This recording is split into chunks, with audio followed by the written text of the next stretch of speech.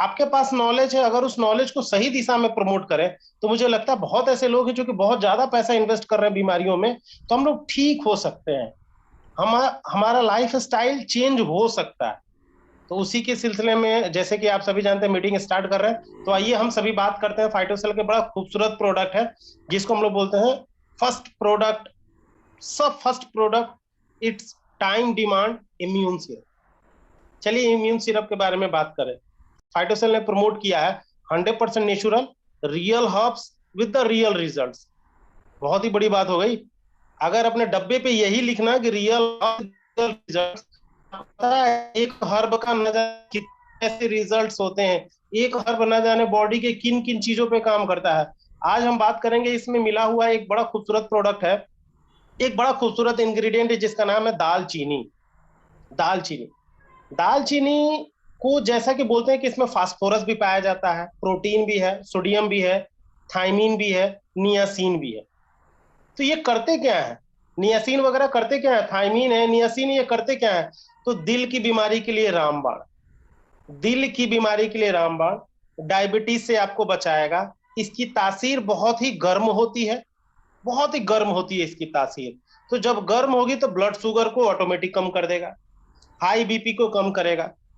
ये दालचीनी के मोटे मोटे वर्क्स हैं जो कि आपके बॉडी पे सबसे ज्यादा वर्क करता है। दो चीज, अगर मैं दालचीनी को पूरे, अगर किसी को बुखार हो गया तो आपके घर में मौजूद जो दालचीनी का मसाला है, अगर दालचीनी को कूच के अगर केवल मस्तिष्क पे ही रख दिया जाए तो माने बुखार रेगुलेटर के तौर पे इसको जाना जाता है कि बुखार रिड्यूस कर देगा, बुखार को रिड्यूस कर देता है। अगर दालचीनी को माथे पे लगा दे पानी के लेप के साथ तो बुखार हमारे जो जिसको हम लोग बोलते हैं ना कोल्ड स्पॉजिंग करना, कि पानी लेकर मस्तिष्क को सेकना, ये बहुत ज्यादा बुखार होता है तो बच्चे को हम लोग क्या करते हैं, पीछे ऐसे पानी गिरा देते हैं और ऊपर से पानी गिराते रहते हैं ताकि मस्तिष्क हमारा ठंडा रहे। और हम सभी जानते हैं कि मस्तिष्क की कोशिकाएं बड़ी नियंत्रित होती हैं, मस्तिष्क की कोशिकाएं बड़ी नियंत्रित होती हैं, उनका अगर डेथ होने लगा तो पार्किंसन की बीमारी होने लगी। तो चलिए दालचीनी के बारे में हम सभी समझ लिए। दूसरा बात करते हैं त्रिफला के बारे में।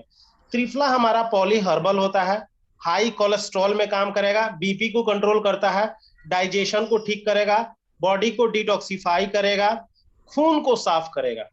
जी हाँ, खून को साफ करेगा, लीवर को साफ करेगा, आरबीसी को बढ़ाएगा, हीमोग्लोबिन को बढ़ाएगा, एसिडिटी को कंट्रोल करता है त्रिफला, और रेडिएशन को दूर करता है। पूरे अगर साइंस में देखा जाए तो दो चीज हमारे बॉडी के अंदर जो रेडिएशन होता है उसको दूर करता है।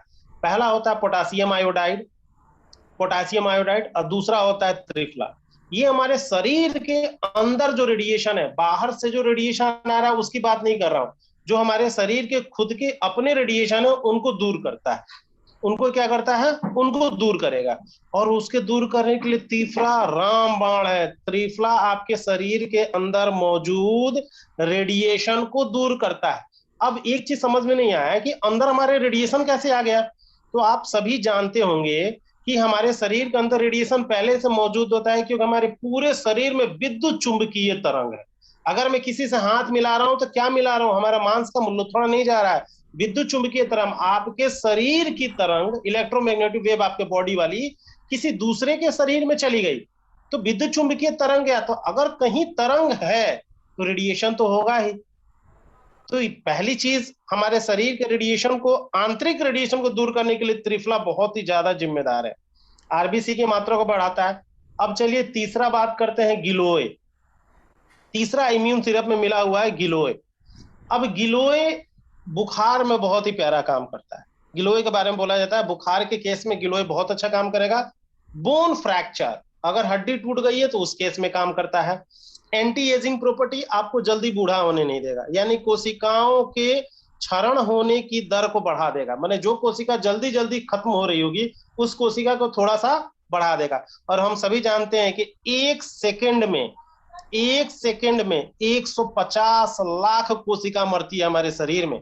ये नॉर्मल डेथ रेशियो है, माने बिना ऑक्सीडेशन प्रोसेस के, बिना पोल्यूशन के, और बिना खान पान के, और बिना ऑक्सीडेशन प्रोसेस के, तो बिना बाहरी दाब के इतनी कोशिकाएं मर रही हैं।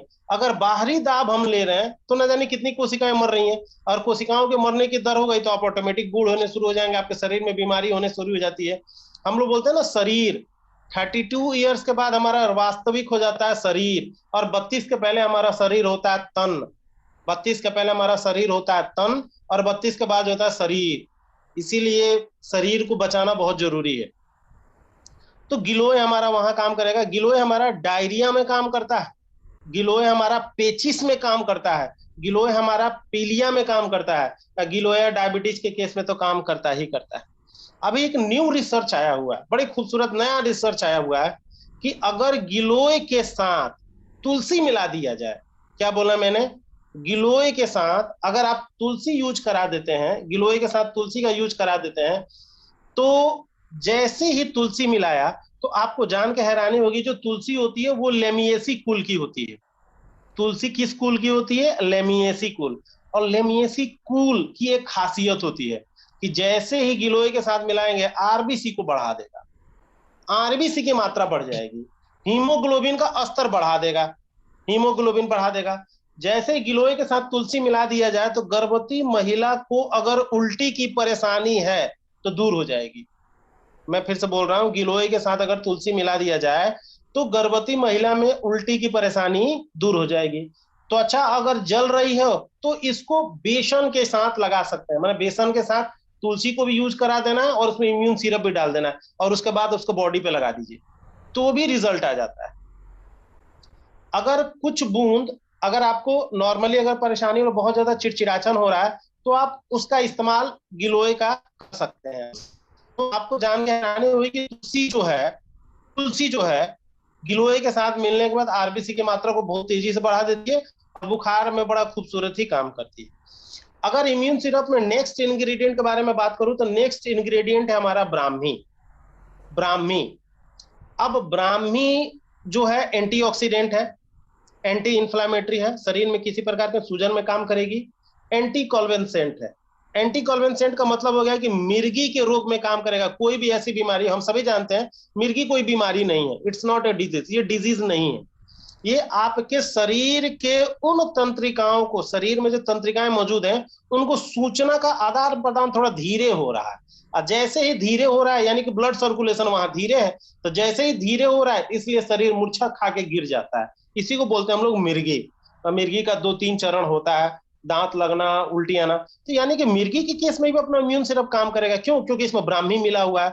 तो ब्राह्मी का बड़ा खूबसूरत योगदान ये भी है कि मिर्गी के भी केस में काम करेगा। क्यों? क्योंकि ये एंटी कॉन्वेंसेंट गुण से मौजूद होता है, एंटी कॉन्वेंसेंट गुण से मौजूद होता है, तो ब्राह्मी है, इसलिए इसमें मिर्गी के केस में दे सकते हैं। अनिद्रा है, उसमें भी काम करेगा। कमजोर यादाश्त है, उसमें भी अपना इम्यून सिरप काम करेगा। इम्यून सिरप में एक चीज और बड़ी खूबसूरत पाई जाती है जिसको बोलते हैं हम लोग नाइट्रिक ऑक्साइड। ब्राह्मी में मिला हुआ एक और चीज होता है जिसको बोलते हैं नाइट्रिक ऑक्साइड। यानी कि नाइट्रिक ऑक्साइड अगर इसमें मौजूद है तो खून आपका पतला करेगा। नाइट्रिक ऑक्साइड है तो खून आपका पतला करेगा, यानी हार्ट अटैक की समस्या खत्म, हार्ट अटैक की समस्या से आप बच सकते हैं, अपने आप को बचा सकते हैं। इसमें एडेप्टोजेनिक भी होता है। इस ब्राह्मी में खुद को एडॉप्ट करने की जो प्रणाली होती है, माने एडेप्टोजेनिक भी होता है, यानी कि जैसे ही एडेप्टोजेनिक हुआ तो हार्मोन को सिक्रेशन करेगा और तनाव को रिड्यूस कर देगा। यानी आप इम्यून सिरप में मौजूद ब्राह्मी के द्वारा किसी तनाव के भी व्यक्ति को दे सकते हैं जिससे तनाव कम हो जाए। क्यों? क्योंकि ब्राह्मी एडॉप्टोजेनिक होता है, इसलिए वो तनाव को कम करेगा। दूसरा, शरीर में अगर दर्द हो तो इम्यून सिरप काम करेगा। क्यों? क्योंकि ब्राह्मी में मौजूद एडोप्टोजेनिक है। मतलब जैसे जैसे बॉडी इसको जिस सेक्शन में एडॉप्ट करेगी उस सेक्शन में ही काम करेगा। जिस जिस पार्ट में बॉडी को कमी होगी उस कमी को पूरा करेगा। क्यों? क्योंकि ये ब्राह्मी एडोप्टोजेनिक है। मैंने आपको गिलोय के बारे में बताया, गिलोय के बारे में बहुत सी चीज कम बता दी मैंने। मैं गिलोय को बताऊं, गिलोय में ग्लूकोसाइड पाया जाता है, गिलोय में टीनोएस्पोरीन पाया जाता है, गिलोय में पामेरीन पाया जाता है। ये सब मेरे भाई एसिड हैं। पामेरीन एक एसिड है जो कि गिलोय में मौजूद होता है और ये आपके खून की कमी को दूर कर देता है। ब्राह्मी को हम लोग ब्रेन बूस्टर भी बोलते हैं, ब्राह्मी को हम लोग ब्रेन बूस्टर बोलते हैं। और ब्राह्मी की एक सबसे बड़ी खासियत क्या होती है, ये कार्टिसोल एक तत्व होता है, कार्टिसोल, कार्टिसोल के लेवल को कम करेगा। और जैसे ही कार्टिसोल के लेवल को कम करेगा, स्ट्रेस जो ह्यूमन पे है वो कम हो जाएगा। और आपको पता है कि अगर किसी बॉडी में कार्टिसोल का लेवल बढ़ गया है तो इसका मतलब उस व्यक्ति को तनाव है। तो कार्टिसोल के लेवल को कम करने के लिए जिम्मेदार होता है ब्राह्मी। ब्राह्मी जो होता है एमिलाइड होता है। ब्राह्मी क्या होता है सर? एमिलाइड होता है, जो कि अल्जाइमर की बीमारी पे काम करेगा, अर्थराइटिस में काम करेगा, और शुगर कंट्रोल में भी काम करेगा, अस्थमा की बीमारी को कम करता है।